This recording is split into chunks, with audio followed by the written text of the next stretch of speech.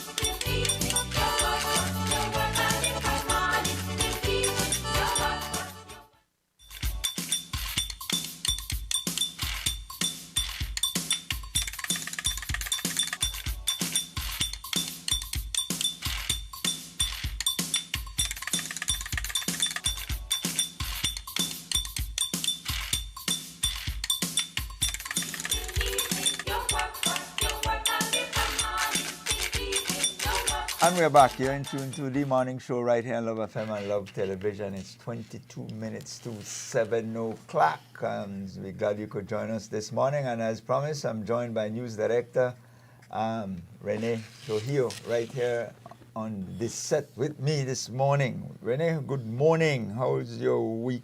Was your weekend? For the record, I wasn't late. Oh, it wasn't late? No. For the record. I didn't say we were late.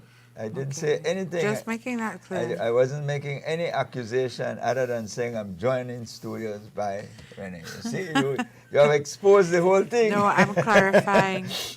When I say about guilty minds, it's 21 minutes to 7 o'clock. Rene, very quickly, I get this out of the way. It was a semi-sports weekend as well. The Tour de France concluded for those persons who are cycling enthusiasts. And I know many people do follow it, which is the biggest cycle race in the world, and was won by Tadej Pogacar. Again, this is his fifth.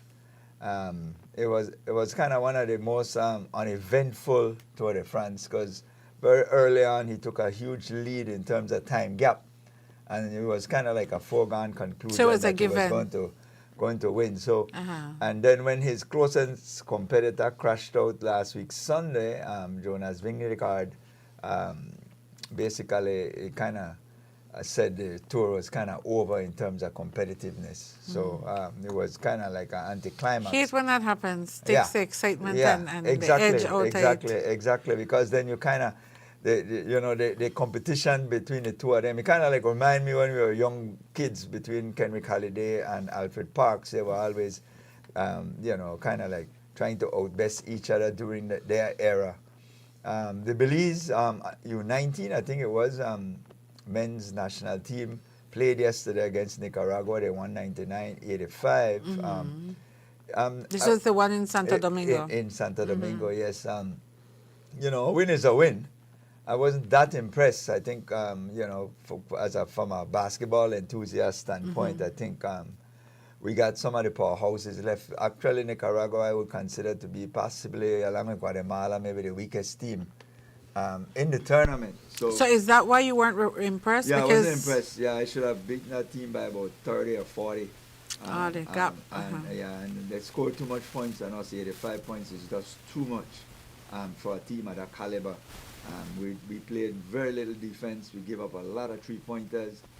So we better work on that because we can't beat Puerto Rico. We can't beat Dominican Republic. We got trouble with Mexico. We got trouble with Panama. I saw Panama and Mexico yesterday play. They are very fundamental. So these are things that we will need to work on with our kids, for the coaches in terms of getting ready. I think they play tomorrow. And I'm not saying it to be critical, but tomorrow is Tuesday and Thursday. Yeah, but just basically put my observation out there.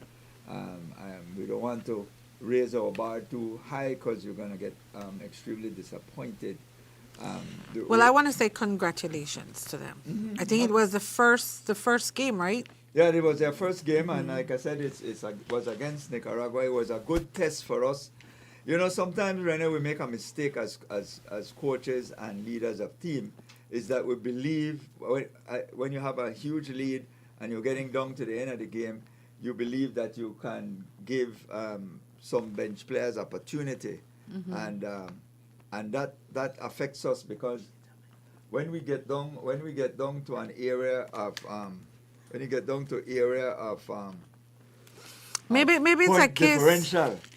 Maybe it's a case of perhaps taking it for granted, being overly confident. I don't know. I don't follow sports like that. So for me, a win is a win.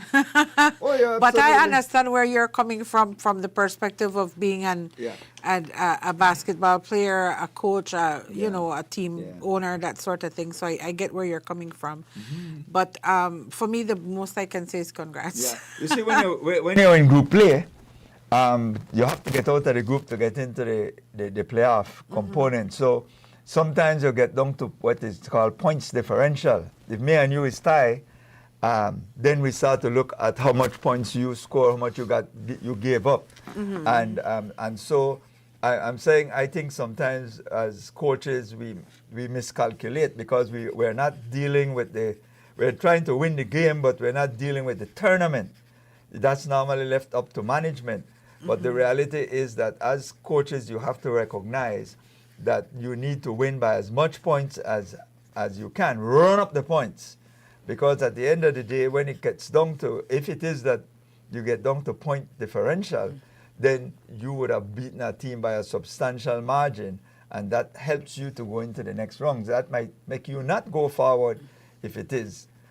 Because we have to come in at least third in this tournament to be able to move on to the Pan American Games, where then the bigger teams are going to be there, such as Canada and the United States are going to be a part of that tournament, because right now this is the Caribbean and Central American Games.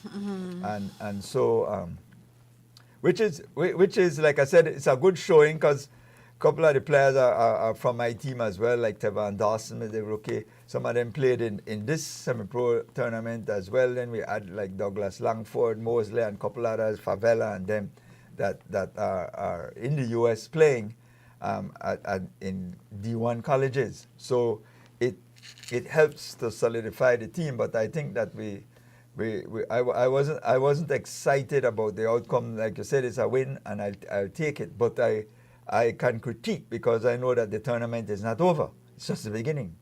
And so it's to be able to strategize going forward. We're not doing any post-up, none of that. We're just running up and down the court, and there is no system that I've seen yesterday to make me comfortable that when we get into the half-court set, that we'll be able to score against the bigger teams. So that's my concern. But barring all of that, there's also, people are in Glasgow as well for the Commonwealth Games as well, Renee. So we're kind of stretched thin in terms of sports. I know the Minister of Sports and his team are over in Glasgow for a meeting of the Commonwealth heads of ministers as well for sports. Do you know what all disciplines we're doing in Glasgow? I know swimming is one of them, because I did a story on that last week. Cycling is one. I think Justin Williams is over there as well. Okay. That's the other discipline that I know is over there, but I'm not quite sure what else is happening in terms of. We didn't send a big contingent, but certainly. Well, it's worth following. Yeah, as a sports enthusiast, I don't miss a beat in terms of keeping up with what's happening. In terms of the sports dynamics, both in country and outside as well. LeBron James, we understand, has signed a maximum or what you call veterans pay at $4 million a year, which is pet walking change for him with the Philadelphia 76ers. Again. The jury will be out on that, whether or not he's ring chasing, because the Philadelphia 76ers Sixers look like a team that has the potential to move forward. I know that, I think it's tomorrow as well, before I forget, I think there's a CONCACAF competition that will be coming up tomorrow as well. I think the Verdes FC will be playing against Montagua at the FFB Stadium tomorrow at 6 p.m. So that comes up, which is CONCACAF Central American Cup tournament that's taking place. So Verdes will be playing against the Montagua FC of Honduras. So we want to urge all Belizeans, if you could make it, head out to the FFB Stadium in Bamapan. It's an international competition, and so that should be exciting as well. That's football, the real football. What's on your plate cooking? Oh, that my turn? Yes, I get rid of the sports part. That was early. That's your early feeding. So it's been a while, just recapping the weekend, it's been a while since we heard about any gun violence in the country. Wow. So kudos to the police department, who clearly has a strategy and seems to be working. I see a heavier police presence, particularly in Belize City.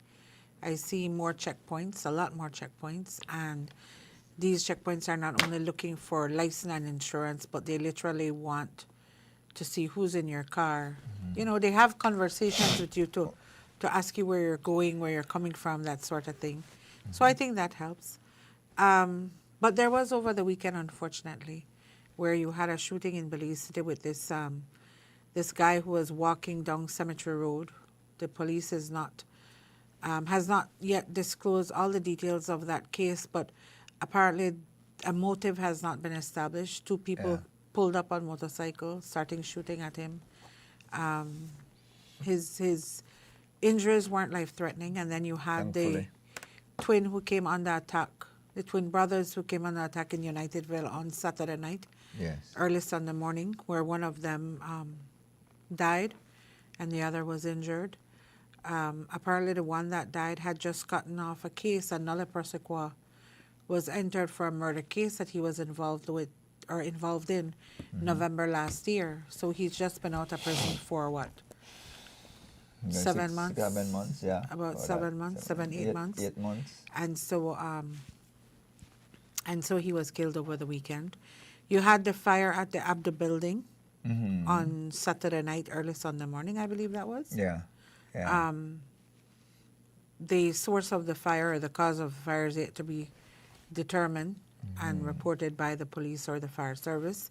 From the videos and the pictures that I've seen, it's the appliance store, the Femins appliance store right at the corner. Yeah. The frontal portion, right?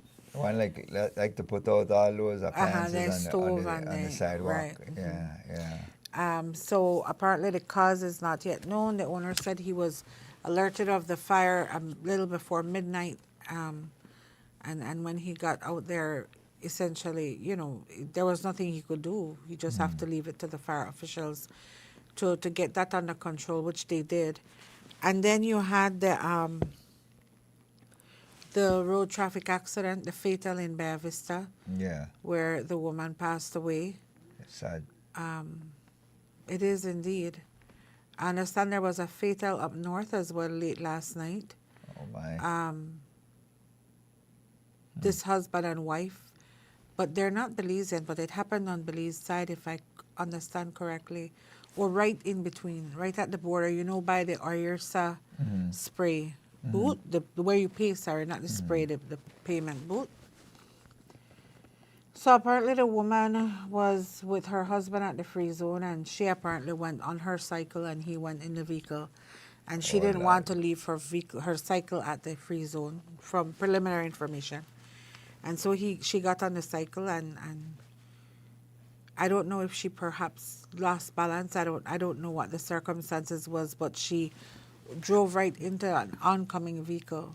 Oh. And that oncoming vehicle threw her off the bike and onto because her husband was following her in the vehicle. My. And it flung her off the motorcycle and onto into the pathway of her husband's vehicle, and her husband ran her over. Oh my gosh. So you could imagine the kind of difficulty and trauma all of this right in front of him. Oh my. And I understand that she's a Mexican national, but like I said, it happened close to home. So I did get a report on that last night. That's so tragic again. I mean, the reality is that motorcycles are really, you know, something that we spoke about it so much time. It's concerning that most of the fatalities that we keep saying, especially of late, it's not vehicle to vehicle. It's always a motorcycle involved. Because they have become so prevalent, and well, that's the next thing you realize. We haven't really had any fatals over the last 2 weeks either. Ordinarily, I would come here on Monday and I would have some fatality to report, and there hasn't been any. You know, and so I don't know if it's because the Department of Transport or the police have been cracking down on these cycles, or people are actually starting to take heed and be more cautious when they're using a cycle. I'm not really sure what's the contributing factor, but you have seen a decline in gun violence and motorcycle accidents. I don't think they get more careful, Renee, because I've seen them, to me, from my experience, they haven't stop their recklessness out on the road. They're still doing the same maneuvers, running between them two vehicles, trying to overtake on the wrong side of the road. I mean, drivers will tell you, as drivers, we experience it almost every day. Being on the highway. Well, for me, Troy, it's not so much the motorcycles as it is the buses. Well, the buses are out of hand. Like, I would have thought that. See, the initial concept for me when we began having this discussion about NBC, I thought it would have been like a complete overhaul of the bus system. And so I welcomed the idea.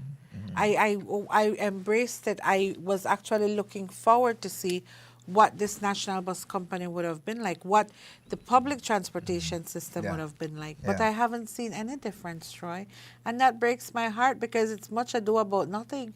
You've gone through all of this struggle, all of this energy, all of this fight for say we need to fix the public transportation system.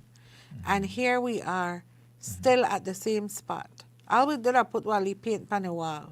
Let me echo your position, because one of the things is that there is a significant lack of political will, because my first indication was, this will not be just another company running as a competitor. This is going to be the standard. It's going to be one central company eventually, because the intention was to build this entity to a point with the state support that we're going to be able to take out all these small operators that can't afford to elevate their service, and therefore get them compensated or whatever the circumstance may be. But at the end of the day, we'll have one central system that is going to work like clockwork.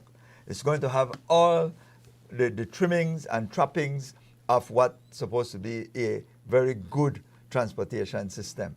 And that's the idea that was sold. That was my concept. That was where I saw that everything was supposed to go. As time went by, we kind of softened the whole approach, and now NBC has just become another competitor, another company running alongside, competing for passengers, just as these other individuals. Right now, yes, you could say so you feel they that have perhaps exclusive South and exclusive West.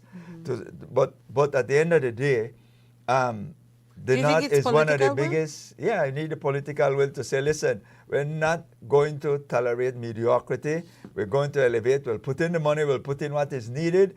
We'll sell shares. We'll structure it in such a way that it become the only operating Troy, let me ask entity. you a question.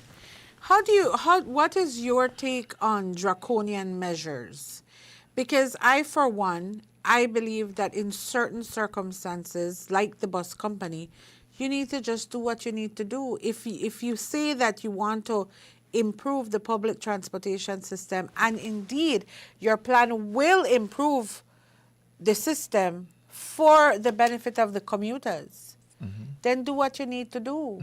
And people might call it, will it become a dictatorship, this, that. But look how long now we want to dance around the mulberry bush. We're going to key through boom. We're going to do all of the things. And I might not even live for see this public transportation system get one overhaul. There is. It's like, remember when they were going to turn Pongyard into the central bus terminal? Then none of that market space and thing that was never intended to be a market. No. When I worked at City Council over 20 years ago, the talks had become to turn that entire Pongyard area where part yesterday market stalls into one huge bus depot. And that would have been your central, that would have been your hub where everything comes out of, right? It's been 20 odd years. and now I see market stalls and still one dilapidated terminal. You understand? We pose one hazard to passengers and commuters. And I still not see this terminal where at the time, again, I thought, wow, this is an excellent idea. Government find themselves in a little bit of quandary, because if you go back to the National Gas Company situation, where the concept of this antitrust component comes into play, where government, you got challenged that you have to keep this sort of competitive environment. You can't just come in and create this monopoly and the ruling has been as such. But I felt that the state would have become so aggressive, because in the case of the National Gas Company, the state have a stake in it, and eventually is supposed to migrate to the state eventually, because that's part of the plan. So the structure should have been a little bit more aggressive. Where Well, like pussyfoot wrong there things, yeah, man. yeah, a little If you bit. say that you want to do this, You want to go electric, to achieve this, then go make to we do Parliament, it. find the funding, go to Parliament, pass the legislation, and pass the legislation to whether we borrow the money, we get grants, whatever the circumstance, but do it quickly. Get the electric buses in. I know Dr. Zabane has been putting a plan in place, or at least a schedule he has reported in place. But like for you and most commuters, they felt that by now they should have started to feel a much more elevated service. Exactly, and you're right? not. And like I said earlier, one of my the litmus tests to know whether or not we reach that point when persons like me and you will feel, listen, it might be better for me to park my car and take the bus. Thank you. If I want to go to Belmopan, and then when I get to Belmopan, there's a nice little taxi waiting for me to drop me to wherever it is I want to go. But when I add up how much I'm going to spend, I'm probably going to save 50% of what it would have cost me in fuel and time and everything, and the amount of work I could get done while on the bus in an environment that is much more conducive to that. That's when I know that we have reached that point of getting a service that is going to serve everybody. Right now, it's not serving everybody. It's not everybody is comfortable in utilizing that system. It's only persons who can't do better. I don't think anybody else is. I don't think anybody is comfortable utilizing the bus system as it currently stands. You're obligated to, but it's not because you're comfortable. What will commuters do? What is their alternative?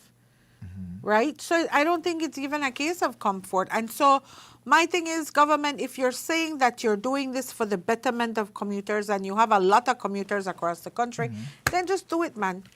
Like, I don't understand why we're still there. We've gone through this whole debate about NBC, what NBC is, all of their consultations. You market the idea to the Belizean people. This is what it's going to be.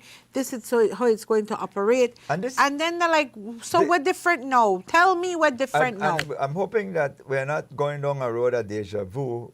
We set up the whole Novelos situation where they provided them the funding for $30 million. Take yes, out everybody, and then what happened, Troy? And then you went back because you didn't have the political will to kind of hold the line. Everybody so they didn't put in the reissuing. legislation. Hold on. So they never put in the legislation. No. They lose the $30 million from DFC, and then you get blamed for it. No, well, I don't have nothing. I urge people to be careful, because anybody that says I facilitated or gave Novelo anything will get have to pay the money. I'm saying to you that the government lacks that political will from administration to administration, and it dates as far back as what you said, and even further back. See, because had they put in that legislation, Troy, that idea with that Novelos terminal was an excellent idea. And the time was ripe at that point because the system was young. It still never get to the point where they know. So that was the perfect and opportune time. No, you had 31 for operators. Putting the legislation. Versus then you only had 5 or 6. Exactly what I'm saying. You know? So you had one handful of operators. So you had time to restructure the bus system and fix it before it get to where part there right now. Had the government then put in the necessary legislation, we wouldn't have 31 again, it boils down to political will. Operators. And so, but we'll take a break 2 minutes after 7, and we'll come back and pick up the conversation. Introducing GrowWatt, a global leader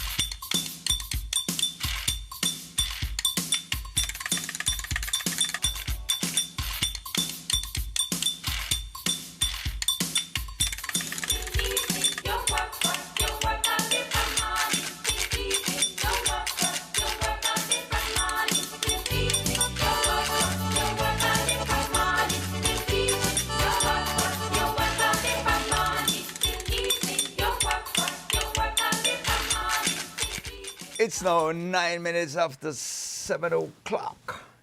And if you got to be at work at 7, well, you're not there yet. I feel we should open the lines this morning. Oh, you have that kind of feeling? Yeah. But I wanted to say, to just finish on the topic of the public transportation, is that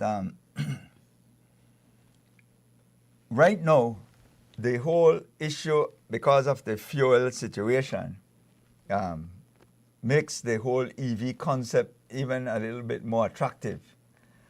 Yes, everybody will tell you that the initial capital expense for And it's not electric getting bus, better. an electric bus is expensive, but the operating cost down the road allows you to make back and make it more user-friendly, everything else, not only for the environment, but in terms of your cash flow for operating. So once you're able to debt service your capital expenditure, you should have sufficient to continue to run a very efficient system.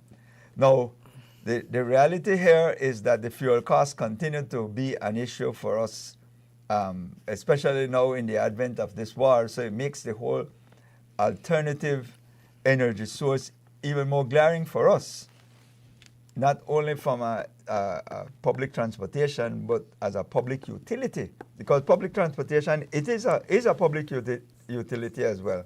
So one of the things that I would like to see is a sort of plan going forward. I hear and I understand the whole concept of there are draft legislation in place for the public transportation system. Dr. Zabane had made the point here on the show that they're going to create these sort of requirements for entities to follow, and in order for you to get your license, you have to meet these criteria. Now, if and when that is put in place, it's whether or not we're going to be able to enforce those things. Because one of the issues we have right now, Rene, is your road service permit call for about 18 different things that you need to comply with. And some experts are going to tell you that the first 5 you fail, right? In the first 5 you fail. So the reality is that we have to be able to enforce those components as well. Gone are the days that driving or riding in a bus that is not air conditioned in this heat. Those days should be starting to be behind us. Or a bus where the seat the lean one side and the roof the leak and the window the leak. Those things should be behind us. Exactly. And so for me, I cannot comprehend why we are still at this place. Why are we still talking about this? Why is this still an issue? And this would disappoint me, because you come with all of this. You come with this broom dress up in a pretty clothes and a nice wig, and nothing changes, Troy, because I thought I saw the NBC as being a solution to the problems that commuters are facing. That's what I thought. I was sold on the idea. I personally was excited about the idea. I sit here today on July 27, 2026, absolutely disappointed that after all of this back and forth, and after all this time on air, and after all of this money spent on consultations and putting it out there, nothing changes. I'm very disappointed. I'm still bullish I'm still bullish in the sense that I believe that if there is enough, there's enough on the plate for the government to enact. There's draft legislation. The government they already control the West and the South. So all the government needs to do is to be able to now put in place the necessary funding if it's not available, but stand behind it. Stand behind it so it's not just a ministry component, but it is the overall concept for the government to improve the transportation system. And who fall by the wayside or who can't meet in terms of those other 12 or 13 operators that are running, well, eventually they will have to come screaming and hollering, or they will be out of business. But you have to be able to meet those standards. But the state have to get there first. The state have to get there because the state has an obligation to the commuters. Unless the commuters are saying to us that we don't care, we're happy with the way things are, and I don't think that that is the case. I don't think that that is the case. So we have to continue to push because the reality is that I think there's enough there that the government could start to make the necessary inroads. Because just changing these buses and trying to change the system in terms of the individuals is one component, but the equipment and the whole maintenance component and the terminals has to be a part of the whole process in terms of improvement. We need a central hub. That canal side has outgrown us. Or we have outgrown it, sorry. We have outgrown that. That has been so dwarfed for a very long time. So we need a much more central area. We need more space. We need parking where I could park my vehicle and get on the bus like in any other metropolitan or urban setting, and then get on the public transportation. I get there. Can you find a space on Chatham Boulevard for it? I'm sure there's space there. I'm sure there's space there, and you could find a way to. But anyway, you to be hopeful and I disappointed. Move on. All I right. cannot. Good, but there is a. I hate when you sell me one idea and a team up with you and a lobby with you and I'm like, yes, all right, make we do this, make we say how we could do this, right? Mm-hmm. And then we end up here Sunday like that, the same old. You they get the same crappy service. Commuters, they're subjected to the same crappy buses. You understand? I mean, what has changed other than the fact that there's a new company called NBC? Mm-hmm. Other than that, March, what has April, changed? May, June, July. So we're 5 months in. That's really where we are. Maybe they put what they call it? Then put the cat before the house. Maybe they should have done some groundwork before launching it because expectations were high. Mm-hmm. You know, I'd be surprised if anything gets done at this point. Well, my thing is that if you don't start, you never get done. That's the issue too. Because, yes, but then because we keep talking about wanting to do something. But the problem there, Troy, is that the government cannot operate like a private business. Mm-hmm. If you don't start, so Chief, I use Love FM as my example.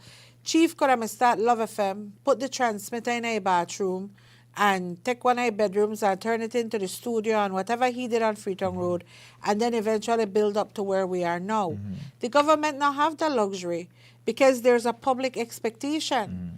You get me? Which they created. Which exactly. So they don't have the luxury of saying, all right, we'll start small and we'll do baby steps here. Because when you get by your pulpit or your rostrum and you start to sell this idea of a national bus company, you sell dreams to people. And people want to hold you to that.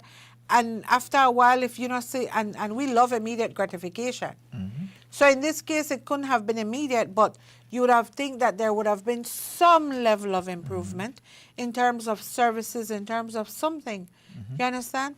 So let's say, okay, fine. We couldn't do the legislation or the legislation is still in draft. All right, no problem. You still have the bus runs up north. 12, you say? There are 12 bus runs. All right, fine, no problem. We'll work with that. But how are you, the National Bus Company, NBC, how have you raised the standards of service for commuters? Let's not look at the 12. Let's not look at the draft legislation. Let's not look at the amount of terminals we need or the space. Let's not look at any of that. Let's look at the simple fact of the bus service. How has the National Bus Company improved the standards of service provided in public transportation to commuters? Over the last 5 months. Over the last 5 months. You understand? Do you, add a service of providing water to your commuters on the bus? Do you have all your buses air conditioned? They have experience, especially those who are doing the west and the southern run, to get you that level of feedback, because it's extremely important that people get to share. Because first thing one will say, well, me and we know ride the With public. reason? Yeah, we know With ride it. reason, I would love to ride the bus. I want to ride the bus and I want to get off to San Ignacio and I want to take one nicely stroll in beautiful San Ignacio, go sit down at my favorite restaurant, enjoy my nicely longanisa and whatnot at my cafe, and then I could walk right back to the terminal, catch my bus and come back. No. But I not to ride no bus, not in any condition within the day. I want to stay home and I want to make my own fried jack. All right, I hear you. But at the end of the day, also it is an economical benefit that you get in terms of pricing, because it's easier, cheaper to take public transportation, because not only that you also save time, because you get to do things like now with technology in the modern days, you could work on the bus on your computer or so. While you won't be able to do that when you're driving, plus the cost of fuel. So when you combine all of that together, it is a significant benefit to you, the commuter, to take the public transportation in terms of taking your private vehicle, if you have a system that is elevated. And that's my pet peeve. I don't have a problem getting on a public transportation in other jurisdiction. You know, so Troy, why should that be an impediment for me here? I remember when I was in the Netherlands, I had absolutely no problem catching the bus. You walk to the bus stop, which wasn't far from the hotel, and like clockwork. And the bus was clean, the bus was comfortable, and the bus had signage to say, the first stop is here, the second stop is there, the third stop is there. There's no in-between stops, and you respected that. And so you knew exactly which bus you had to take to get where you want to go. And the bus was always on time. This right there, and the bus, the stop and stop and stop. Right by the Lee Red House driver. Stop right by the Lee, how you call it. Right up at the city Lee style where they sell mango. We are. Come on, when do we get better? Well, mediocrity is the order of the day, and I think our discussion has to try to elevate. Not so much to be critical, because that's the first thing people will say, well, you criticize and we try to do something, fine. We understand that. But it's for you to understand that timing is also an issue, because patients run thin over time.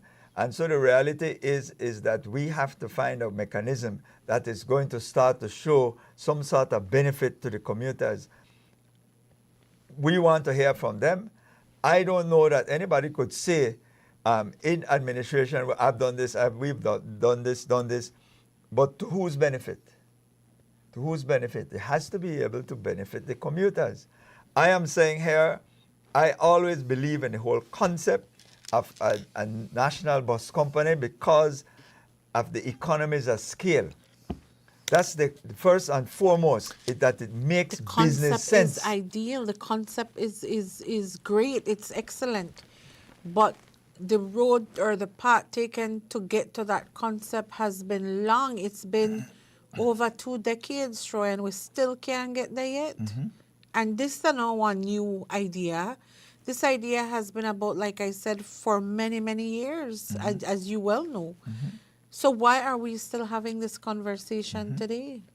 And that is my problem. Yeah. And you know what else is my problem? The fact that we waste so much money on their ideas and then nothing comes out of it. You see, when I look back... That wastage, when I look back, when I got to the DFC and I look back at the Novellos loan, when they gave them, I would have been because that was the first thing I said, what is protecting this loan? That was my first question to the chairman because they already disbursed the loan. So when you got to DFC... Yeah, they don't give that loan out long time. I got there. Okay. I put them in a receivership. So when I got there, they gave the loan in March. I got to the DFC sometime in September, October. So almost 6 months thereafter, that the loan was already in effect. So I said, what made you all do this in terms of not protecting this loan, i.e. the legislation? No, the legislation, because remember, the runs was a big part of the security, not only their houses and their personal guarantee and all the assets. God, Novellos lost dearly on this matter. Right. But the fundamental issue was, how are you protecting the cash flow? Because the cash flow is the runs. Because if you continue to give me the money, make I buy out Z-Line and Gil Harry and everybody else and the Batties and everybody else who are a part of the conglomerate and Shah and everybody who were part of the whole group that existed doing public transportation. Nothing stops them from coming back. And there was no commitment. Oh, the market security, Yeah, the yeah, legislation yeah, to secure the say, market. To say that, right. that no permits Which are going would to be have issued ensured out. that they're making the money to repay the Exactly. loan. I And get then- what you're saying, yes. So what happens is, that was my first problem I had with that issue, that it was not secure. And I remember raising this issue vehemently and trying to get the government to agree. They went through about 4 different ministers of transport during that time. You had Dr. Canton, you had Cordell Hyde, you had Villomarin, Joe Coy. All of them became minister of transport, like, musical chair kind of thing. And all of them had their own philosophy. And during that time, permits were given out willy-nilly. As a matter of fact, it was under the Joe Coy regime that the BBOC was formed, probably instigated by them as well, along with the operatives. So the point I'm making here is that the government became their own worst enemy, right? They became the Achilles heel to the debacle of the Novellos and the downfall of that particular. I put them in receivership because they weren't paying. And so the bottom line is that we need to be able to look back and say we're not going to make that mistake again. Now, I understand that the government has to tread lightly in terms of how draconian you put in place this legislation, because you already have the legal experience from the National Gas Company. But the legislation that they're putting in place is reasonable, but we have to go quickly. We got to get it in place so we could start to put people feet to the fire.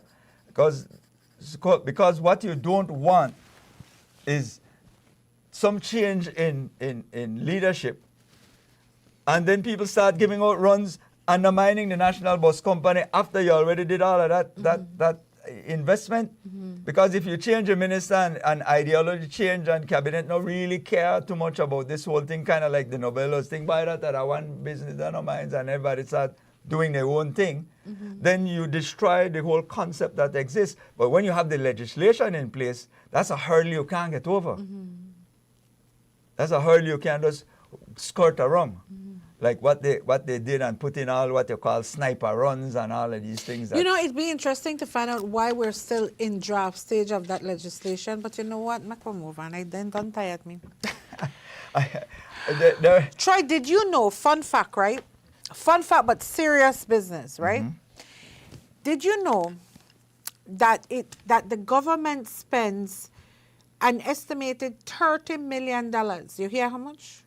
How much houses? 30 again? Yes, William 30. And his 30th anniversary today too.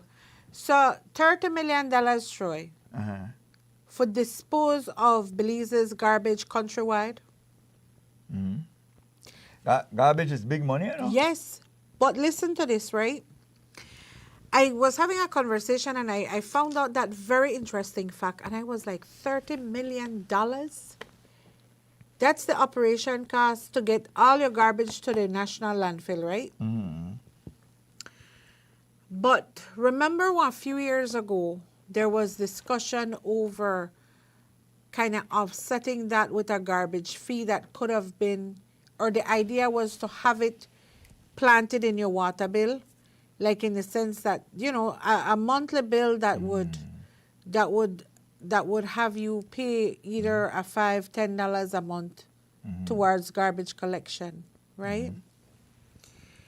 And I thought that wasn't a bad idea, because then we are the ones accumulating the garbage. We are the ones who do this all the time, and we throw a plastic bottle on the street, we carry we bag of garbage and we put it in a drum and we make them collect it, and it doesn't even occur to us what happens to our garbage. What happens then? It not even occur to us, because we live in this bubble where, okay, we use this, we throw this away, and to hell with it. Whatever happened.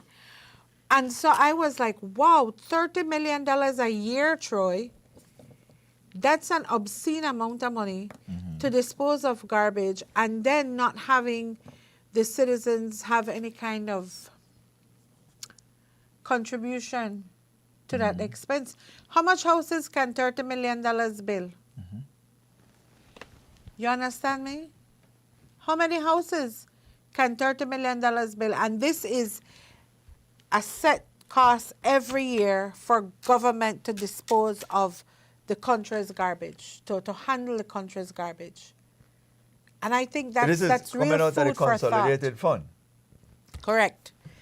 This is not coming out of a grant or... Because remember, on top of that, you have the city council, like in the case of Belize City Council, who pays that. So it's additional to that. Additional to that. And then there have, that you have waste people, control. yeah, like people in some remote areas and so that actually pay for garbage pickup too. I pay for garbage pickup.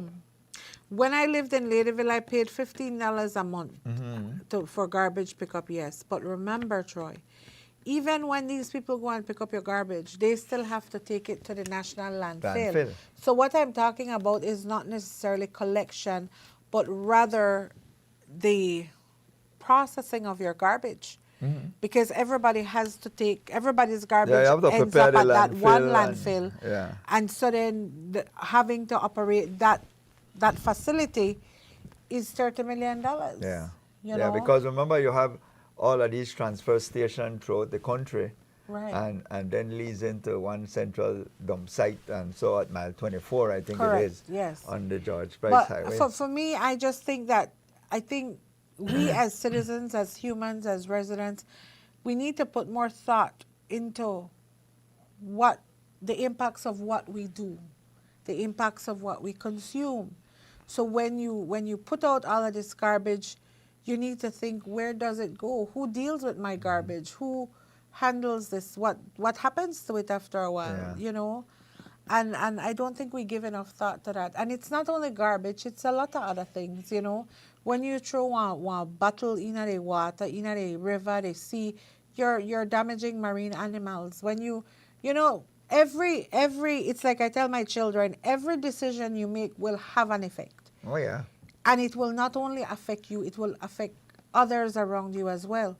Yeah. You understand? And so you have to be very conscientious in everything that you do. It's not, and so I just, that kind of blew my mind. And so I thought that I needed to bring awareness to that so people understood the level of money that we're spending on something like garbage. $30 million, I mean, a year. How many school fees can be paid with that?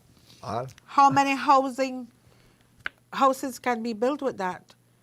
And so I think we need to look at a partnership with government than a dependency on government. Because we say, well, I pay my taxes, so government have to pick up my garbage. I pay my taxes, so government have to do this. I pay my taxes, so government need to fix the street. But how the taxes, they're not infinite. They're not, you know, there's not a bottomless pit where there are taxes going on. It's from us. But I'm saying that there has to be some sort of a shift in mindset and mentality that running a country and maintaining a country is a partnership, right? And not because you pay your taxes gives you the right to throw bottles on the side out of buses onto the highway. It doesn't give you the right to loiter. It doesn't give you the right to do a lot of things that paying taxes is not a pass to do those things. You still have to have civic pride and some sense of civic responsibility. And so I felt like I needed to throw that out there because while having the conversation, I was like, wow, $30 million, that hurt for garbage alone. You know, and I'm pretty sure there's some sort of partnership system that can be derived, if you really look at it, between community and government. Well, you know, and so I just feel like I needed to throw that out there. I needed to share that because that's been on my mind. Garbage has been on my mind this weekend. Indeed. 26 minutes to 8 o'clock. We'll come right back after this break. Take a break, William. Good morning, Belize. It was a rather wet night over the extreme Toledo district, with periods of rain and isolated thunderstorm still lingering in that area up to daybreak. From last night through to early this morning, up to 5 inches of rainfall was recorded at our Blue Creek and Barranco stations.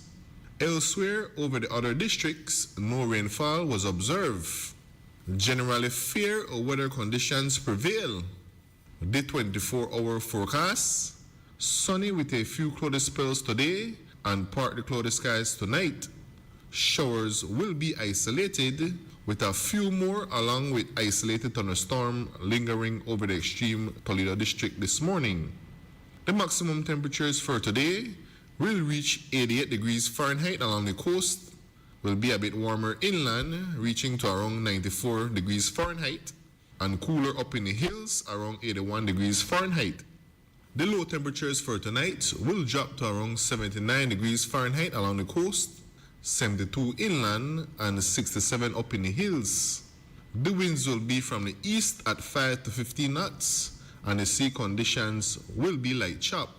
A high tide will occur this morning at 9 minutes after 8, followed by a low tide this evening at 3:53, another high tide tonight at 9:50, and another low tide early tomorrow morning at 2:31. The sun will set this evening at 6:27 and will rise tomorrow morning at 5:30. The moon will rise this evening at 5:20 and will set early tomorrow morning at 4:33. The outlook for Tuesday and Tuesday night is for generally fair weather with only isolated showers expected. In a tropical weather outlook, no tropical cyclone development is expected over the area during the next 48 hours.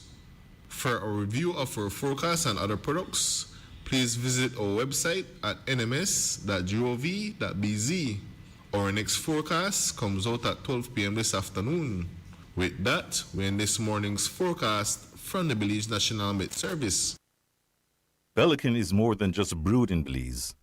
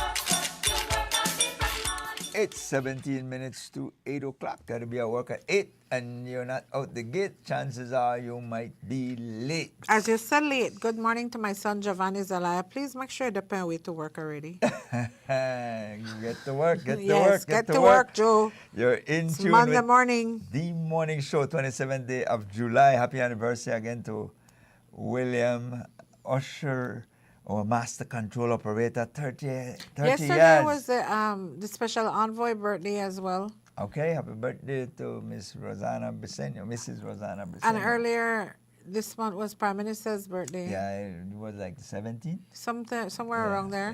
Yeah. And then He was- Nadine he and was Kim on his way to birthday, the- July too? No, Dean is no March. Oh, March, right. Yeah, I know that yeah, they're yeah, it very was March. close He together, was March. kinda Okay. Close with Said Musa. Yeah, Because right. he was right, March right. too, from my recollection. So I think PM was last week, and then Rosanna was yesterday. Yeah, I'd wish him happy birthday closer to the date last week. Okay. Well, he was on his way to the World Cup, I would suspect, in New Jersey. Because remember we spoke about it last week, Monday, when the people were complaining about his Argentina shirt and blah, blah, blah. Those kind of You know things. what? we're inside transfer period. You know what? Belize don't got problems. Belize don't have problems. If you are complaining that your prime minister to wear an Argentina shirt, or you are complaining that your PM gone to a football game, which by the way kind of mesh with the meeting with the U.S. Deputy Secretary of State. We don't got problems. If then the things we don't complain about, we don't got a good life. Yes. Belize is a good country. Life is good. Transfer period is July and August. I want transfer, Troy.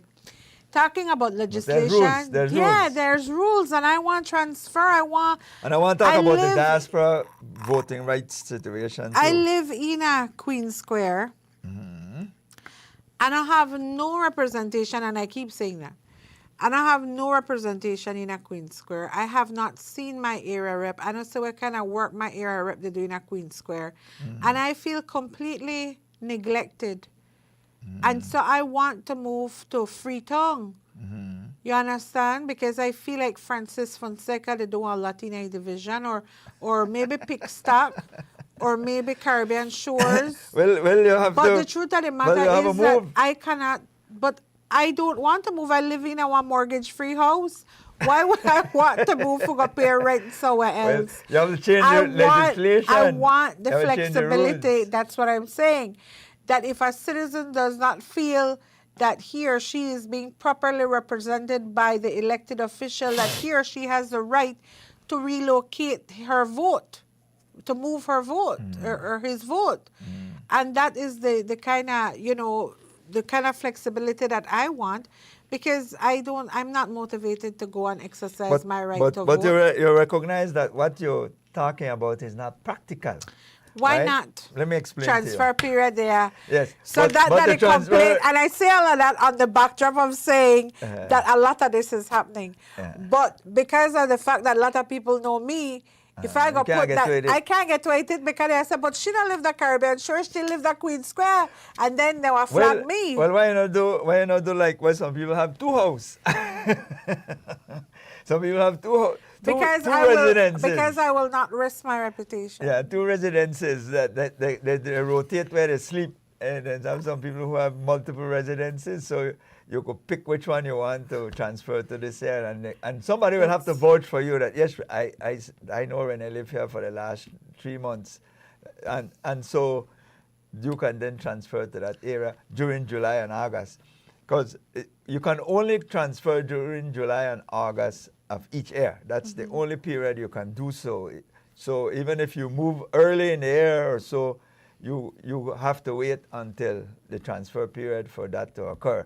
And there's a process, there's a vetting process and so to ensure that you do live. Because there's a lot of shenanigans because you try to move people that are more in support of voting for you. Listen, Troy, mainly politicians. Michael break this down in layman terms, right? Transfer period of July and August, where you could move from one division to the next, right?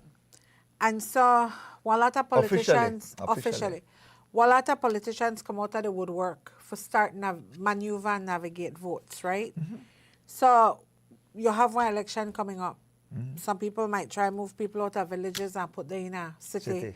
so that they could bolster up their Urban numbers, areas, yeah. right? But it's illegal. And people need to start understanding that. And then it brings me back to, Illegal if you get catch. it brings me back to, If you get compliance, If you get caught. compliance officers. How effective are they? Are there enough The election and boundaries. with election and boundaries to monitor that really and truly this person indeed lives here, and or this person indeed can transfer, or you know. The integrity of these persons have always been questioned, especially when you're in opposition. You know what I always remember, Troy? I remember 1 year I do a story, sorry for cutting short. 1 year I do a story and I find over 4 dozen people may live in the Albert constituency office building. Over 4 dozen And people. public still living there.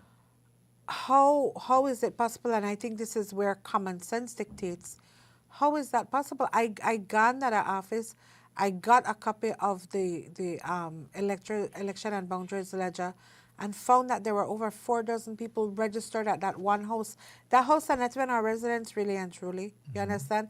That house, I mean the same house when we're supposed to be one evening school or one after school Resource center. resource center with Taiwanese funding, and then it was never, right? And then you hear over so much amount of people registered at our residence. I got now, I've been doing a story, say transfer period, back when I was a reporter. I remember going on Freetown Road. They have a lease section right across from where Dr. Carter Martinez have a place, a little bit further down, like going towards Love FM, old building. And Troy in the yard, they had over 82 people registered in the yard. And you should have seen, I mean, like 2 or 3 dilapidated houses or structures there, but you had over 82 people registered at a place. Yeah. And I did a story on that years ago, and nothing changes. Yeah. So it begs the question whether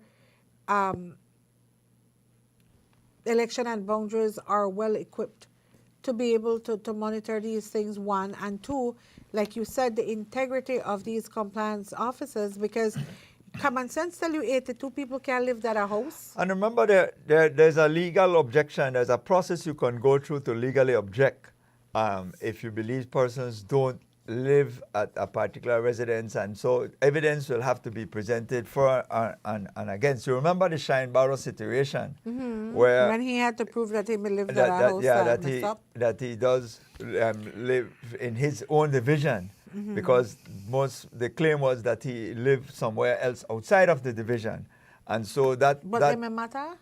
Huh? It may matter? What do you mean if it mattered? That he may live... No, because they said they were challenging for the same reason that you said you live somewhere that you actually didn't live. Not for him to run, because there's no requirement for him to run as a representative, but as a voter, saying that you can't vote in your own division. Okay, I get what you're saying. Saying that you would not be able to. But people thought he lived in Caribbean Shores. Yes, and so basically it's saying I can remove your vote and take it to Caribbean Shores. You can't vote in Mesopotamia. That was the general intention, because there's no rule that prohibits him to live somewhere and run in a different country. In fact, that most people, many representatives don't live where they represent. You know, only a few of them live where they represent. Some of them don't. Well, when I run for Queen Square, I want to stay and I want to continue living so at Queen 2030, you're coming up? Yes, I run for Queen Square. Okay, well, there you go. Renee will go to a convention. She hasn't declared which party she'll run for, but we'll disclose it at the most appropriate time. But maybe she'll run independent. That might be an option. Troy, continue your story, please. Yeah, so I was talking about this whole issue of the transfer period, because it's very, very important for people to recognize that this is how you get on the right register roll. If you move somewhere during the course of the year or anytime after last year, August, you are now obliged to go in and say, I have now moved and changed residence. I've lived at this spot for 90 days plus, and this is where I'm at. This also poses an issue because the new discussion right now, since you had this diaspora summit last week in Belize City, this sort of clamoring by the people in the diaspora to have more participation in our electoral process. One of the areas they want is voting rights. That has become difficult because they can't meet the legal requirement. The legal requirement is that you have to show that you live in a particular area for a period of time that is substantive. And in actual fact, they don't live here. So they're saying, okay, we contribute towards this country by sending remittances and whatever, box, barrel, bag, and these sort of things. We support people back home. We support different ventures. And we believe that there must be something that we get recognized for by having the ability to vote.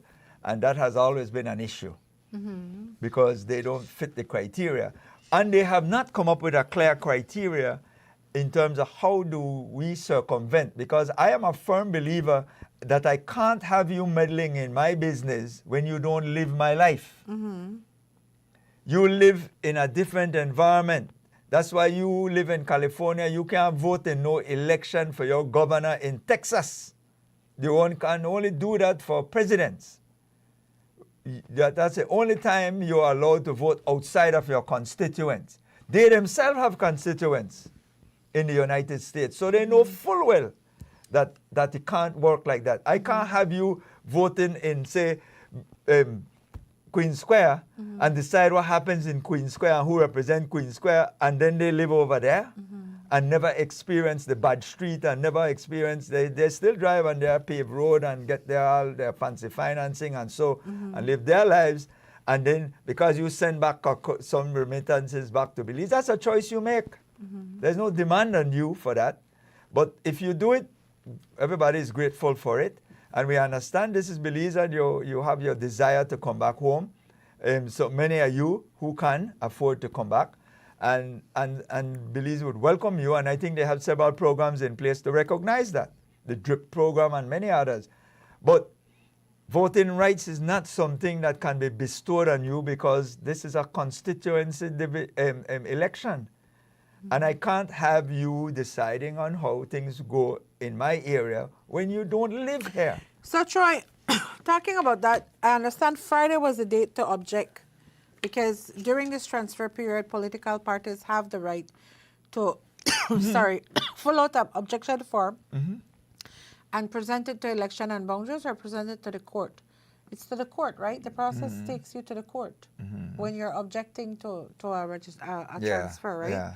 So Friday was the date of objection, and I think Punta Gorda is one of the areas that we have to keep our eyes on when it comes to that, because I understand that the UDP did some objections, according to my source in Election and Boundaries, that the UDP did some objections because they're moving some politician down there, even though they call name, but I won't. A politician down in Toledo is moving people from Bella Vista to Punta Gorda town. And I understand that Punta Gorda is will be quite the contentious area in the municipals coming up in 2027, right? Because you have independent, you have the opposition, you have the PUP, but even more so, you also have the PUP convention coming up next month as well, right? Because I would have thought that... For mayor, no? Yes, but I would have thought that since Carlos Galvez, in my opinion, from what I have reported from a news perspective, and from what I have heard in terms of infrastructure and improvements in the municipality, I would have thought that because Carlos Galvez is doing such a good job that, you know, the party would have endorsed, I guess. But we come up with this democratic and democracy. We're trying to maintain the democracy. Convention is always a double-edged sword. But I'm saying that to say I understand there's some sort of internal wars happening within the PUP. Always. Right? And so the Punta Gorda tongue is an area that we have to keep an eye on. Political when we're parties always have reporting. personalities issue across the board. It's not new. However, the leadership has to recognize when there's going to be negative impact on the overall party, because this becomes a leadership decision oftentimes. You can't leave things up to chance. You have to have guided democracy generally, because if you left things up to chance, you have anarchy, because then the inmates start to run the asylum. The fundamental issue here is that The inmates start running asylum, the PUP asylum. no, I mean, if you I know, if you I'm don't just take kidding, I'm leadership, kidding. people are going to do as they please, I'm and it kidding. may not be in accordance with the direction that is That the going to be party is going, successful. correct. And because political parties exist to win election, that's their sole purpose. When they win election, then they figure out the governance. But in order for you to govern, you must win election. End of story. Otherwise, you're just a pressure group. So the issue here is that when you go to convention, it's a double-edged sword. Some people are going to say that it mobilizes your base, it creates excitement, and then another side will say it creates bad blood. You know, one side will say test your machinery and keep it oil, and the other side is saying that it's going to create animosity, and maybe people never get back together in time for your actual election. So the general consensus is that most conventions are contentious, and contention breeds bad blood, and bad blood creates negativity, either make voters switch or voters stay home. Either is dangerous for any political party. So what you always want is to find that amicable position that makes sense. So it is that you have a candidate, like you mentioned in the case of Galvez. If it is that the powers that be feels that, you know what, make add only excitement down the PG. I don't think that it's going to hurt if we have this excitement. I don't think that the UDP have enough numbers to overtake us. So let's go with the convention. Or if they thought that the race would be so close that losing a few votes here and a few votes there is going to impact the outcome, because at the end of the day, it's still the leadership still want to win. It's not about taking any unreasonable chances. So this is my view.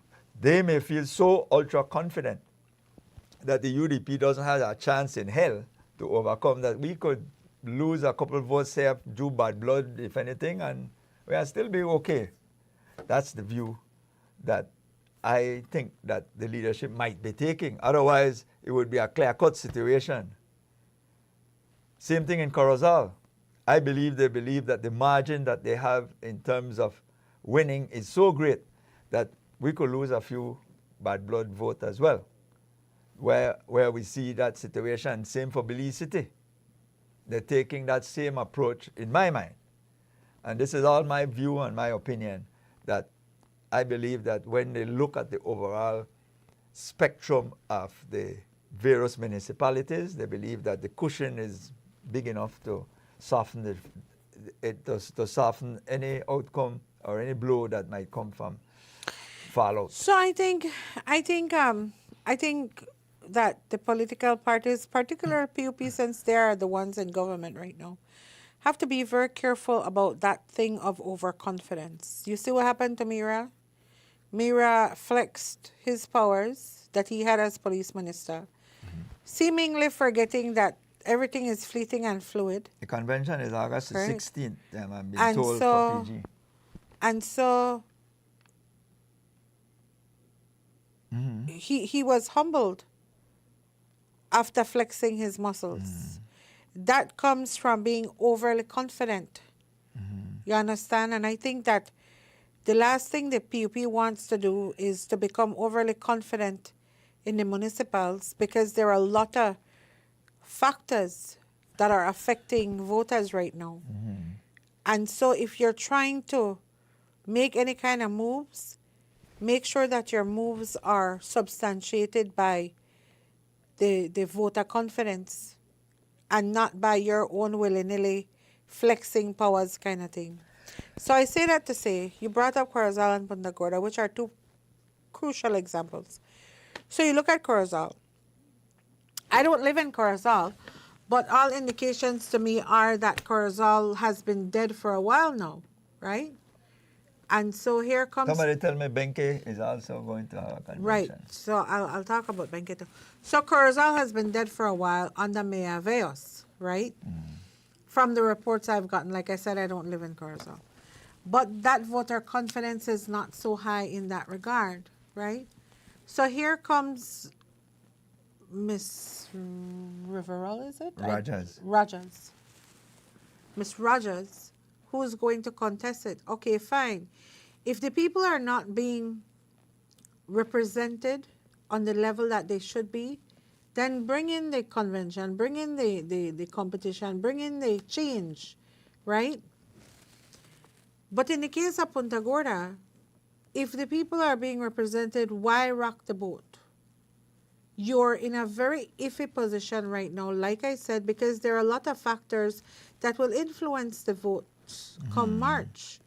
This is a season where the party cannot take that for granted, right? Because while the PUP is not to blame if rain come or thunder come or lightning come, the people will still blame you. And right now there's a lot of blame to go around because you have the Mira situation, which is not only confined to Belmopan. People are watching, people are looking, and that kind of millions of dollars that got injected into one family is obscene. And people feel that. Because if you struggle for find what part your next plate of food they come from Troy, and you to hear what they happen, how mirrors they get millions and that's going to leave a very bitter taste in your mouth. Okay. And you can show that on election day. The fuel issue, it's a global issue. But people are still going to blame the government for that. You understand what I'm saying? And so you have a lot of these moving parts that the voter will take into consideration when they go to the polls in March. So if you don't need to rock the boat in areas like Punta Gorda, Corozal, Benque, wherever, then don't. Like I said, Renee, it's a... Because like you said, the political parties are in it to win elections. Yeah, it's a double-edged sword, and in your view, and I'm saying more maybe from the leadership, not so much from those on the ground, because usually when they're so close to the noise, you can't even hear it. But from the outside looking in, the leadership, when they look on it based on all the reports or how they feel, maybe they felt, because remember, trust me, the leader of a political party owns the party, technically. That's my view. If he said that's the direction I want to go, everybody better, that's the direction we're going to go. So if the leader said I leave it up to chance, go through, I think everything comfortable, then that's what you're going to get. If the leader said, no, I don't want that, that is what is going to happen. They're not going to get it if he doesn't want it. So the point is, I maintain the leadership. The leadership is looking and saying, I think I have enough cushion to overcome any concerns that you, Renee, may have. That's my view. 7 minutes after 8, we take a break, come right back.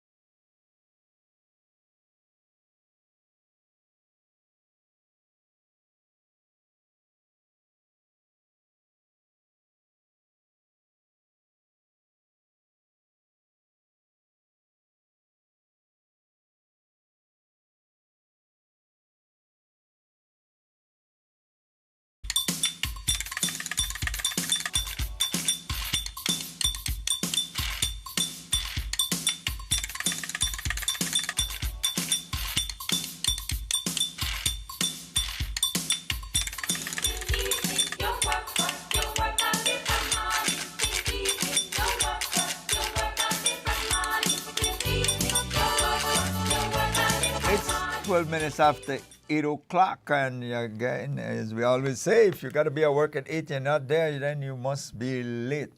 Renee, just to quickly look at some of the convention dates as we were talking about.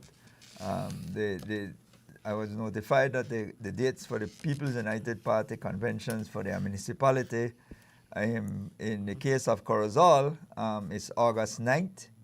Punta Gorda is August 16th. Bengueviejo is August 23rd, and Belize City is August 30th. So those are the dates for the 4 municipalities that will be holding conventions. So for those persons who are following, what we haven't heard is anything from the United Democratic Party in terms of their candidates and whether or not how they're going to go about selecting. We heard a couple names being thrown about for mayorship in Belize City. I heard Philip Willoughby, Jacqueline Willoughby. Those are names that were being tossed out for Belize City. I don't know if they will go to a convention or there'll be an endorsement. And so the kind of jury is still out for them. Again, out of sight, out of mind. So it's important that they start to put forward whoever their candidates are, because then you at minimum want to have about 6 months, give or take, in terms of your campaign. You know, at least 3 months before the AIN, and then remember the election is in March. So you kind of This at the window. Silly season should have missed that long time. Yeah, so the election is set for the first Wednesday in March. That's etched in law for the municipal election. So every 3 years, first Wednesday in March. So that's when the election is going to be due in 2027. Benke is an interesting area to look at. You have the town councillor Jenny Martinez going up, challenging Jorge Rosales, right, who is the current mayor. 2-time mayor. Yeah, 2-time mayor. But that has been a sticky situation from the onset. And on one hand, I'm hearing that in that municipality, women are not really looked upon as leaders. It still has that, what's the name? This, what's the word used? Patriarchy. Oh, patriarch. Yeah, is that the correct word? But patriarch, someone nicer. But it's a sort of male concept, yes, male dominance. There's still this male dominance, macho mentality. That's the feeling, yeah? Yeah, happening in Benke. I used to live in Benke, you know. I used to live in Benke many years ago. And that was essentially the vibe that I got, and apparently the vibe still exists. But Jenny Martinez, who has also been a 2-time councillor, is challenging Jorge Rosales. And so that should be an interesting convention. That's a strange one. Because, obviously might be, I don't know if it's disgruntlement or just the feeling that it's my time for her. Could be that I'm no longer feeling that I want to ride on anybody else's coattail. No, from my conversations that I've had with Jenny and from some of the posts that I've read and videos I've seen from her, where she talks about her ideas for Bengueviejo, and she talks about essentially it's time for Benke to kind of blossom. It has been this quiet town with no real source of commerce or revenue happening, no real development per se. And so she apparently has a lot of vision for that municipality that she wants to bring out. I think she's young. I think she's dynamic. I think some of her ideas could work with support, as always, from central government, because your ideas not really blossom unless you have that synergy. All municipalities still come under local government, and therefore has to... So, yeah. But that's what I get from her. And I think Rosales has been doing some work in Benke. I would accept and agree with that. Albeit one, slow-paced, and two, I think a lot of it is focused primarily on Remember years ago when town councils and municipalities would only think about garbage and streets and they wouldn't look at other social aspects, right? Like you see the Belize City Council has blossomed into every facet of the society. society. They look at education, they look at woman empowerment, they look at sports, they look at entertainment, they look at everything. It's no longer More holistic. Yeah, it's no longer just about streets and drains and garbage. It has become even far more than that, right? And so I think for that area, that might be an area where they're stuck at, and it bears some similarities to like Corozal, you know, where they're stuck at that point. They can't see further than that, and so that might be a problem. But that should be interesting to watch. So you have Benque, Corozal, and Punta Gorda. Yeah. Belize City Convention as well. They've gone quiet. Remember, they kind of got out of the gate with this bang. You had the whole Pollard team and you had the whole Elud team. And I've been talking to some of the councillors and area reps in Belize City, so I kind of have an idea of who's supporting who, but not. I kind of have it, but I don't have it. Because at the end of the day, you don't know why people would say the things they say to you. You understand? Like, Troy, you could come and tell me you support Elod, but really and truly you just support Alan kind of thing. You know, so you could never really take anybody's word for it. Well, on that generally, level. most of these conventions are done in terms of the delegates that would participate. But a lot in of the those case of delegates Belize City. are influenced by their area reps, right? So it's important to know which area rep is supporting who. Yeah. And that's the way politics work, whether you like it or not. That's just the way it That is. tends to be, there's going to be those that may fall off the wagon here and there, but I don't know if it's sufficient enough in So terms like of each division, no? So like an area like Caribbean Shores, I know for a fact that they are not guiding their delegates to any one candidate. Essentially, they're telling the candidates, you come and talk to the delegates in Caribbean Shores and they will decide who they want, kind of thing. So they leave it up to their delegates with no kind of influence or interference in that. And so I know that for that part in terms of Caribbean Shores. But in the way the other areas operate, I can't say for sure. But those convention dates are interesting. I'll keep an eye out on them and report accordingly and see what we got going. Yeah, yeah. Godfrey Smith. Yes. So Godfrey Smith will be the chairperson for this investigating committee that would look into that Oh, yes, in Guyana. ferry tragedy in Guyana. If you remember, he used to be a judge there in Guyana. I'm sorry, not in Guyana. In the Eastern Caribbean. In the Eastern Caribbean, right? And so he's been selected as to chair the investigating committee. Yeah, tragic situation indeed. And you know, Renee, as you're talking about that, you know, we should take heed. We do operate ferries in this country, back and forth between the islands. And yes, we have made improvements. We have manifests, we have those sort of things, all the safety. It's a relatively cool ride when you catch most of these water taxis. They are ferries. But we have to make sure that we pay keen attention, because we have sometimes 150, 200 people on these catamarans type vessels. And you could have tragedy. Yeah.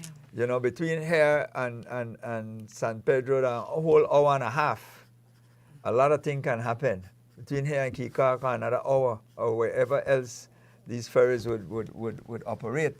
So the fundamental issue is that when I heard what happened there, obviously a substantial amount of negligence had gone in. People had gotten too comfortable and started to move away from some of the safety features. I don't know what they'll find, but I know they'll not be anything good. So we need to take heed, since, you know, we have had experience where boat blow up, have explosion on board, people got killed and all of that. So we went through our phases of tragedy, not to 100 people dying, but we had 1 or 2 people dying. We had capsized boats before, way back, I remember one Easter many years ago, maybe 20, 30 years ago, we had a boat capsized and a couple people died as well, drowned. Actually, many years ago, William and Manuela were in an accident down south, a boat accident. I think there was a collision. Okay. And it was night, and they were coming back from a football game. I think they were reporting or broadcasting the game. And they too got into a collision and capsized. And, you know, they can tell you their story. Even up to now, Manuela still talks about it. And, Yeah, and, it's you know, traumatizing. it is. So you know. I would urge that our authorities also revisit. Comfort is a hell of a thing, you know. Yeah. When you get comfortable and you start taking things for granted, that's when these tragedies And we revisit. strike. We Or revisit. not only that, when compliance officers, again, play a very important role. I don't think they understand the magnitude of their role in every industry, in every sector, that compliance policies and regulations are there for a reason. Somebody and says compliance is important. taking cargo with the passengers, that needs to be revisited as well. So there you there have, you go. because sometimes we Exactly. don't know what kind of cargo we're carrying with these, and we don't go through the scanning. Like when you get on a plane, they kind of know what's being put on the plane. So since we're talking about ferries, just one quick injection here. So last week, or was it the week before, Minister of Logistics Michelle Shabat was interviewed on the prices of water taxes, the cost, the fares. And he said that a request he knows has been submitted by the water taxi to see how they can offset certain expenses and increase the cost, or perhaps have the government subsidize something or the other to cushion the blow that they're experiencing. And he said, well, it's something that they have to look at, you know, they revise, of course, naturally. And so the Kikaka chairlady, Selene Villanueva, has threatened to protest and strike and do whatever they need to do if the government decides to increase the fares of water taxes. And so I think that's an interesting thing to look at, an interesting case to monitor, because the truth of the matter is, if every time the government tries to subsidize everything, we're going to run broke. And only The that, government cannot the subsidize everything. fuel is and a the big fuel part is a- of the operational costs for these water taxes, as well as the bus and the plane and everybody else put together. Even me, Troy, what I used to spend for full my gas tank, I spend significantly more now. Well, I try to move less. I try to Exactly. manage So you my have travels. to because monitor your you calories. can't continue to But sustain. the fact that the chairlady of Kikaka is threatening to protest and do whatever should, I mean, Well, that's a right that is bestowed upon citizens. And you know, as you talk about that, it brings me to a news item I saw last week, Friday. Almost, I would call it a manufacturing, or trying to manufacture news. In essence, and I'll just say in essence what I got from the story, is this media house is begging the unions and other people and activists to protest, to riot. I don't know And- which media and- house you're yeah, talking yeah, about. It and seems to I'm- be their And I'm it's saying, like they and want it's some a lead, excitement in it. yeah, it's a lead story, and it's like Yeah. they want to manufacture the news, and I will hearken to say a warning, because I look at things differently most of the time than how the average person, because I'm looking at dollars and cents most of the time. How will that impact our economy when we shut it down? When you create unrest, You know, my God, destabilization? you know, the funny thing is, I had a conversation with my cousin yesterday. We went out for breakfast, and Is that what you want? he was saying, why aren't we protesting? Why don't we stand up, and why don't we do this, and why don't we do that? And I said, well, first of all, we're a very team society. That's one. Did you know that Mexico has had 14 of its mayors killed since 14? 2024? Yes. 14 of A lot of it is mayors drug in cartel Mexico related. have been assassinated in the last 2 years. Yes, that's true. You understand? We're not that kind of society, right? We are a very docile and very tame society. So much so that some of we even simple, Troy, because we go up on Facebook and we are complain that this hospital have me to wait 4 hours, and when they're similar not provide service, and somebody in the newsroom would reach out to the person and say, let's talk about this, let's do an interview on this so we could highlight the inefficiencies of this health facility, because health facilities should not be inefficient. It's a medical emergency. And they would come like, oh, I don't want to go on TV. I don't want to do this. But then go on Facebook and they want to say a whole palette of things, Troy.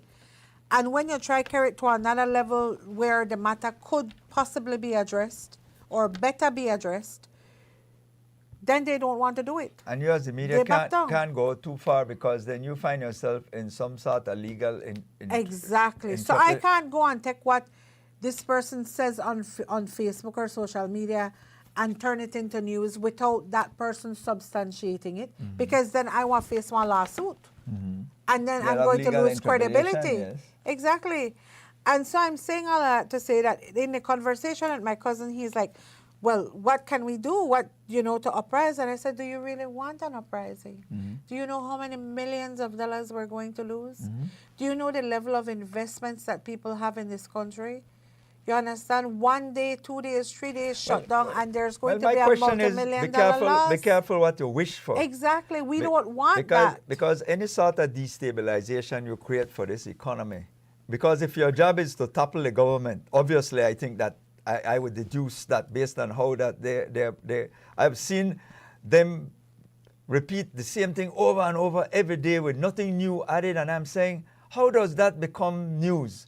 It's like you're trying to bleed every drop you could get out of something because you've run out of a story to tell on this particular issue.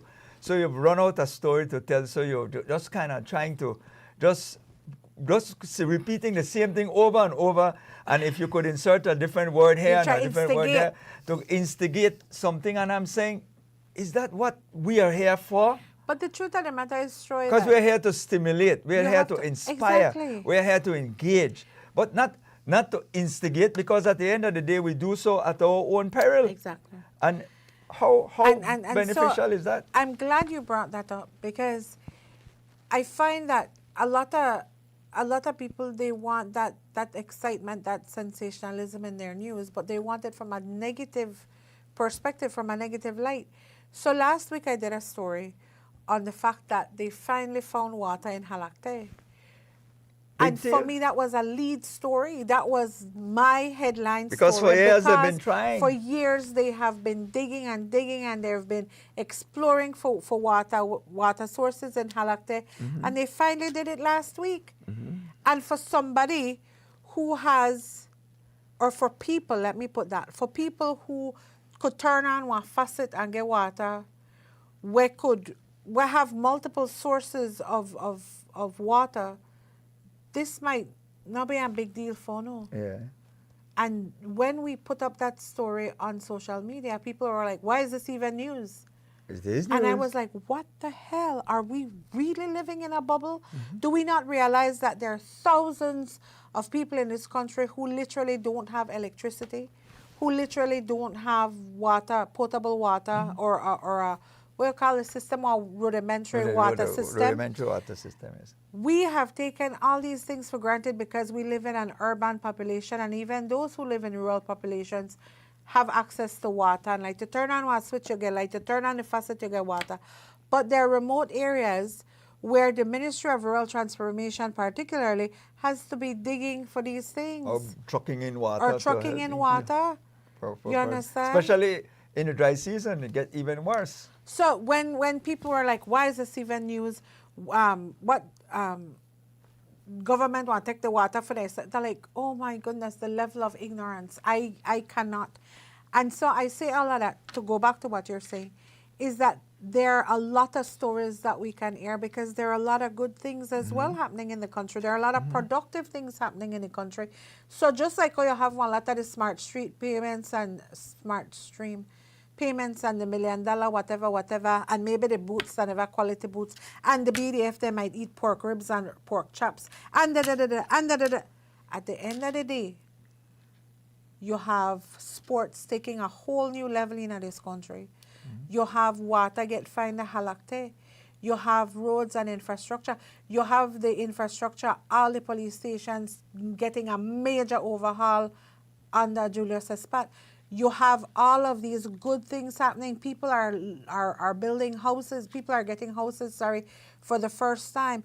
Unemployment, you can't find people for work. What is that telling you? So you have all of these progress happening in the country, but the media houses and the people, not only the media houses, Troy, because we write for people to consume, and people want to gravitate more towards the boots and the smart stream and the this and the that more than they gravitate to the fact that they find water in a halakte. But that's fine. We have to go to break. But no, it goes to the mentality shift I will say is that at the end of the day, I am saying that there is a certain responsibility to report the facts in the first and foremost. And if you're going to create an opinionated story, then say that that's what you're going to do. But when you run a story and say, oh, we used to riot in 2008 or 2005, why we're not a riot now, why we're not a protest, why we're not a broke up Albert Street, why we're not a broke up King Street, that's what I get from the story. It's as though you are calling for people to create civil unrest and become criminals. And I am saying, is that your role?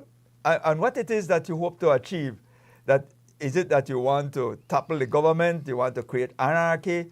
So make up your mind what it is that you want to do, because that's what most people, a couple of people called me and they said, not only make up your mind, they said, be did you see that prepared for the story? Did you see that consequences. story? Why would, and you know, because being in the media, people would gravitate towards me to complain if they see, if Love say something that they think might be too outlandish.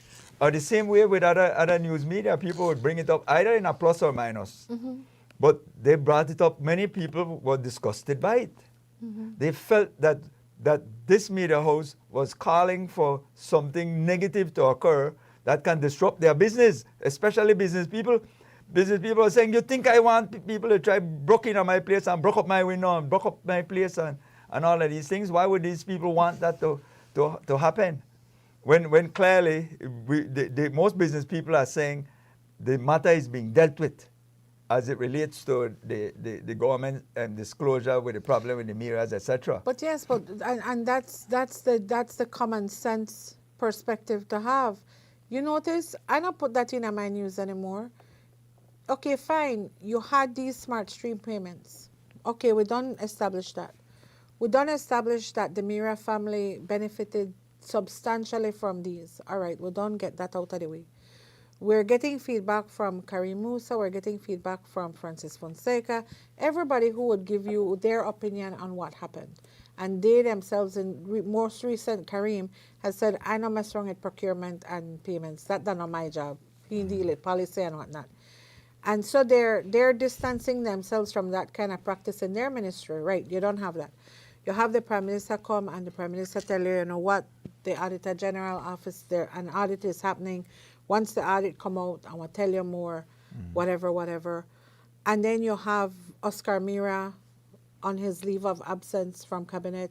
You have Florencio Marin leave of absence of cabinet. So now at this juncture, if we're going to be realistic, what else do you want?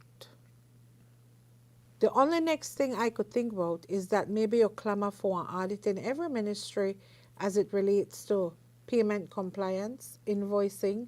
Was there split invoicing in other ministries? That's the only other thing you can clamor for at this point, to do an extensive audit of all the ministries, looking for those specific things in terms of procurement and split invoicing. Because short of that, what else are you asking for? Why are we still flagging a horse that's on life support? I know I said dead because the matter not dead. No, it shouldn't because be. You have to wait until the audit report comes out. Shouldn't be dead. So what you need to do is you need to stick a pin and give the government maybe 30 more days for see. And then after that, if after 30 days still nothing, then you have to revive it, because this cannot be swept under the rug. Absolutely. And if the government decides to bring back Mira or Florencio without the audit being finished, then you'll have to clamor again. It's time to revive that story again. But you put it on a shelf and you just stick one pin right there and know that this is pending for me to monitor. I need to keep my eye on this situation.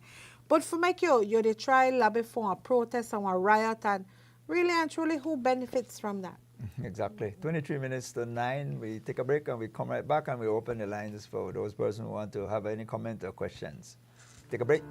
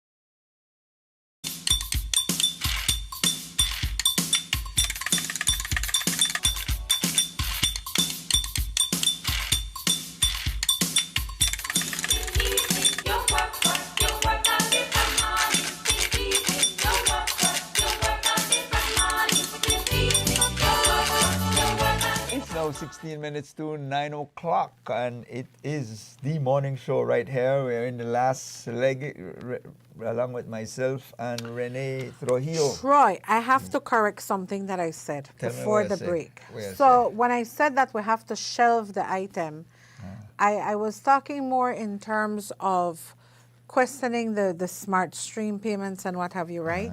And let the Auditor General do your work. Yes.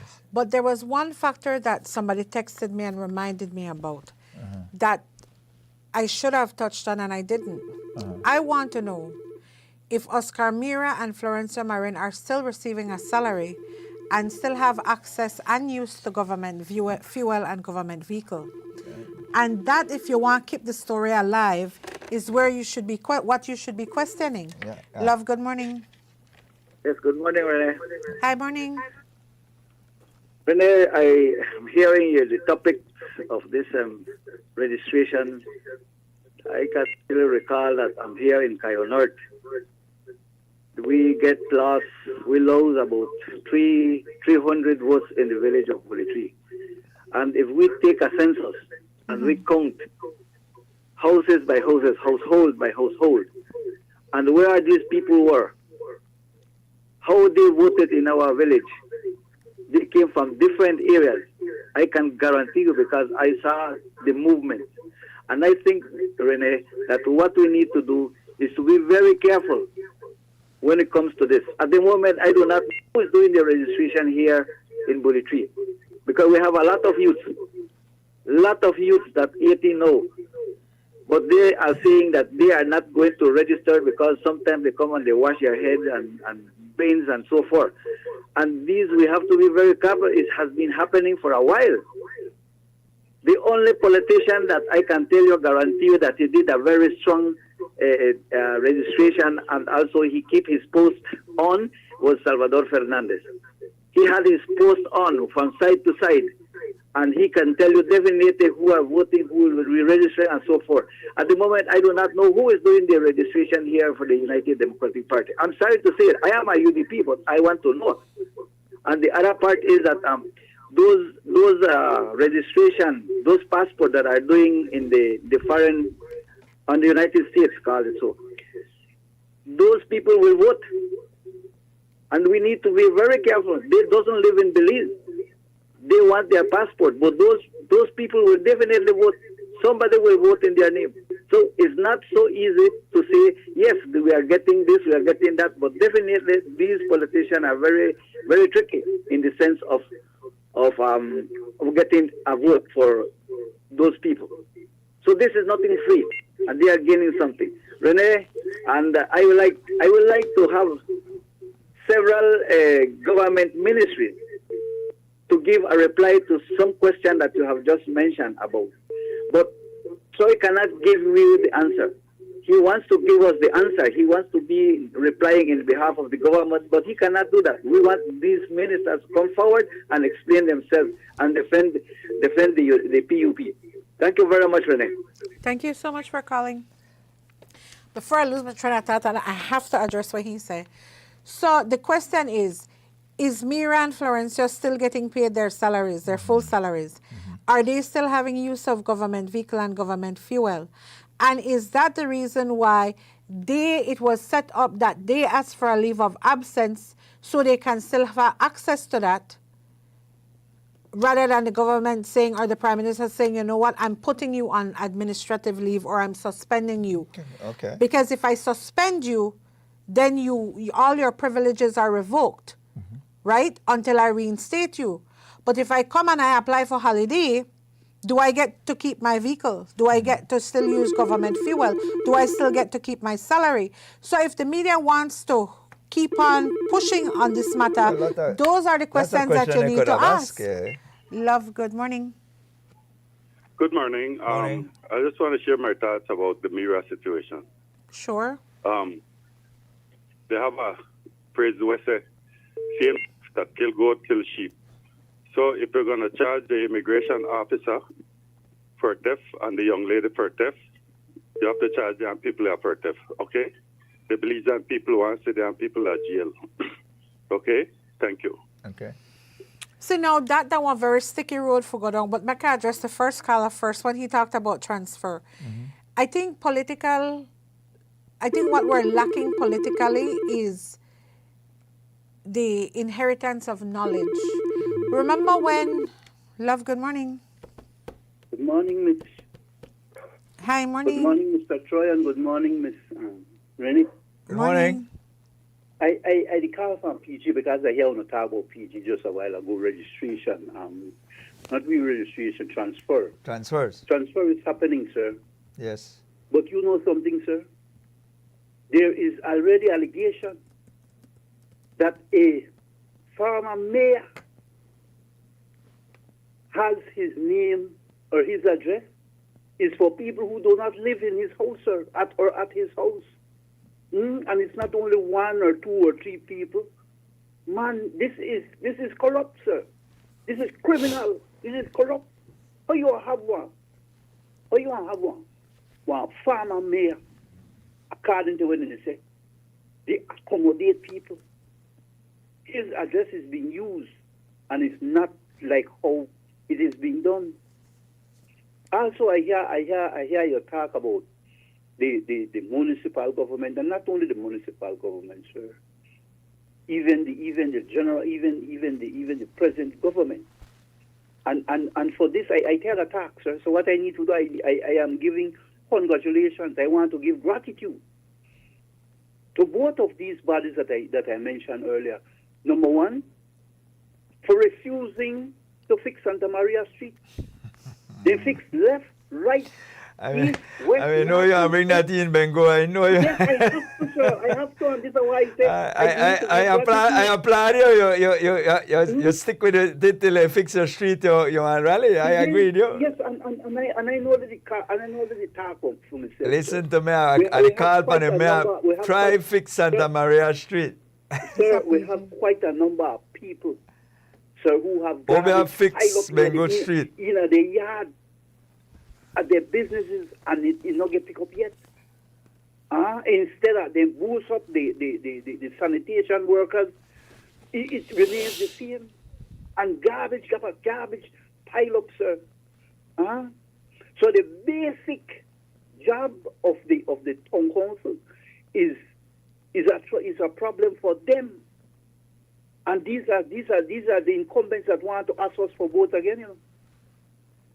No, they don't want. They will ask you. We have individuals who live the areas who don't have no street. You know what water they tell them? That they can't carry water there because no road there. So what them people do? Them people make an effort to buy their own pipe and carry it way in their yard. Okay. Just like the Cerro. You know how long we sit down with members of the MIDH and even members of the minister of the Air Reps office, and I noticed that one of them want to ask us to vote for her after she has been in a group that didn't do nothing for Cerro as they had agreed.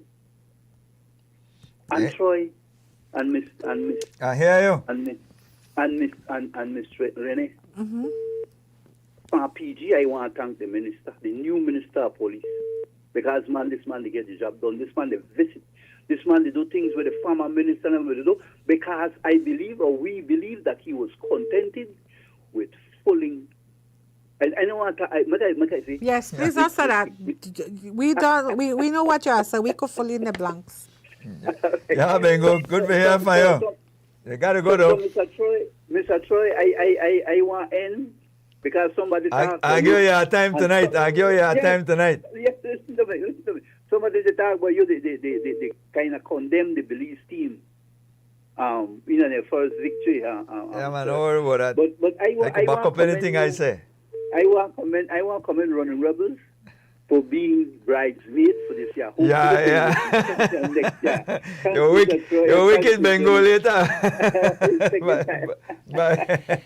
So getting back to what I was telling you is that that was our last call, by the way. I think a lot of people don't understand what we're looking at right now in these new politicians, because the caller was talking about Salvador Fernandez, you know, getting people registered, doing his due diligence as an area rep, because you want the vote. What you're seeing here is like, look at Said Musa, for example, right? He has been in politics from the kingdom come, and he had his children. I think 1974 may have been when. And so his children learned how to do politics. His children learned how to campaign. His children learned who his constituency members were. They grew up in that setting, in that political setting, you understand? What we're seeing right now is you're seeing a lot of fresh faces coming into politics who did not know how. I don't know if we could take that call, we'll be out of time. How to navigate, like how to campaign, how to get voters, how to push. What are the systems that you put in place for new registrations? How do you coordinate to get transfers done, that sort of thing. And so I think maybe they're lacking that knowledge or that wherewithal to be able to do that. And so residents are not seeing politicians coming out the way they used to transfer and for new votes. Remember now, who is telling you this? It is a UDP supporter. Yes, a self-declared opposition person. That is where you find out that he's talking from his angle, because he is not seeing no movement as far as his party is concerned. It is not to say that the other side is not moving and doing their thing as well. Oh, I'm sorry. It was the UDP I was referring to. Yeah, because so in case I didn't make that clear. The point is that usually when you're in opposition, you have less resources, and so, because remember, it costs you to participate in this process, especially during July and August. Sometimes you have to go find those persons who move in the area, because it's always felt if the politician or his operatives are the one who takes you into the office, chances are that you will support that person. That's why you see there's a rush to kind of find new voters. As soon as you're 18, they go grab you and say, listen, you make a career in, go register. So what the seasoned politician does, he get a monthly supplemental from Election and Boundaries, and he or she combs that and monitors who's new and who move, whatever. But also, and they got street captains. Yes, and so what then do? Oh, Troy's son turned 18 this month. I have to grab him, put on down. Oh, Renee Data turned 18, she could vote now. I have to put on down. So you send somebody and say, listen, when I go carry you in, exactly. I want to pick you up, I want to carry you. But it's not willy-nilly. There's a lot of work. There's a lot of groundwork that has to be done. You have to work, you have to pay attention to your division. And that is why I said earlier the difficulty of the diaspora where it comes in, that there's this difficulty to get them to vote, because we don't vote for like prime minister globally. The whole country don't vote for prime minister. The constitution says whoever controls the majority of the party that wins the most is the person who becomes the prime minister. Generally, it's the leader of the political party once he wins the seat. The prime minister can't come from has to come from a division. It can't come from a global election. So sometimes people will look and say, oh, people in the United States are able to vote for their president, or they're able to vote, U.S. citizens living in, Mexicans living in the U.S. could vote for president because it's a global election. But when you're voting for your mayor or your municipality, you can't live in the U.S. and vote in Mexico, because you're voting just for that, only the people registered in that constituent. Or that city. And the same thing hold true here in Belize, hold true in the U.S. They can't vote for the governor of California and live in Texas, because that is not how their system is set up. You vote by your constituents. The same thing here in Belize. The prime minister comes from Orange Walk Central. He has to win a seat in order to be able to be the prime minister. You first have to be elected by your constituent members. So we have to understand how we govern. And that's why it is a stretch for the diaspora. They have to come up with a system. They can't just holler, I want to vote. Because if you're just hollering you want to vote, you're not going to get anywhere because you don't fit into the law. And you can't change the law because it then creates a distortion. Because right now, what are we talking about right now with redistricting? We're talking about the issue of cutting up the division to meet certain size. So you can't have a portion of people out there who we know nothing about and have no actual constituents, because for you to be a member on the voting roll, you have to have a certain complexion. You have to fit certain criteria, and they don't fit that. So you can't say, oh, you could quarrel and say you want a Senate seat if you want, or I don't know, because that's just by appointment and selection. That doesn't come with any constituents attached to you. Those are appointments. But certainly for you to have voting rights, there is a limitation that our laws create. And I don't see a much more justifiable way to confront this issue, to give you that voting right, unless you all have one, and then I'm willing to listen and look at the merit of that. But as it is right now, I don't see that. And judging from some of the feedback I'm getting from persons that said, you can't be a U.S. citizen to vote over there and then try vote over here as well. It doesn't make any sense. And in fact, the United States doesn't even allow or recognize dual citizenship. When you enter the United States and you have a Belize passport, you better put your U.S. passport if you're a U.S. citizen and not trying to use a Belize passport. Here in Belize, we use anyone coming into this country. You want to come in as a U.S. citizen and I got a U.S. passport, I put that. I could use my Belize passport if I have as well. We allow that duplicity. The United States does not allow that. It is your allegiance as a citizen is to the United States and the United States only. So Troy, before we wrap up, because it's 9 o'clock, I just wanted to share a piece of information, a news item that I found very interesting over the weekend. And I did have it in the news over the weekend about this flight, the wreckage of the Pan Am flight from... the old one. Yes. 70-something, yes. From 1952, I think it was. Yeah, 70-something. 74 years later, they found the wreckage of a Pan Am flight that had gone down, that had crashed just off the coast of Puerto Rico. It had killed 52 passengers. And one of the interesting thing is that none of the passengers had died on impact. Oh, they drowned. They drowned. Oh, shocked. And 2 survived, right? And those 2 survivors are still alive. One is 102 years old. Wow. And the other was saved as a baby, an infant, right? And that infant, well, she's still alive, in her 70s. But those were the 2 survivors on that flight. And so 52 people had died.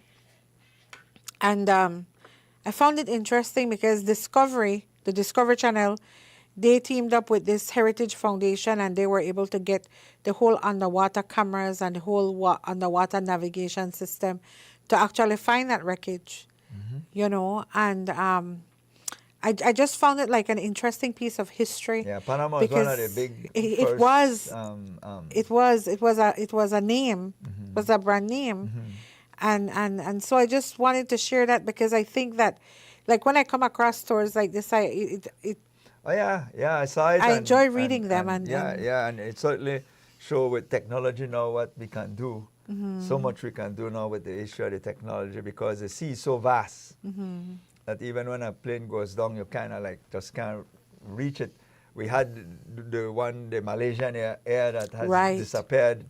To this day, we don't know where it went. Go down. Yeah. And all of that. So things like that are scary. We get in these vessels, and technology allows us to move across, but they're machines, and from time to time things happen, or you have people who are manning it who have their own issues, and so also before the producer put we out, Belize Obituaries, the website, just want to remind people, you can log on to Belize Obituaries website, and what you will find on there is also a tribute to Coast Guard officers, a tribute to BDF officers who have died, and who have served our country. Okay. So not only are you going to find past leaders, family members that you might recognize, but you're also going to find special sections dedicated to Coast Guard and BDF officers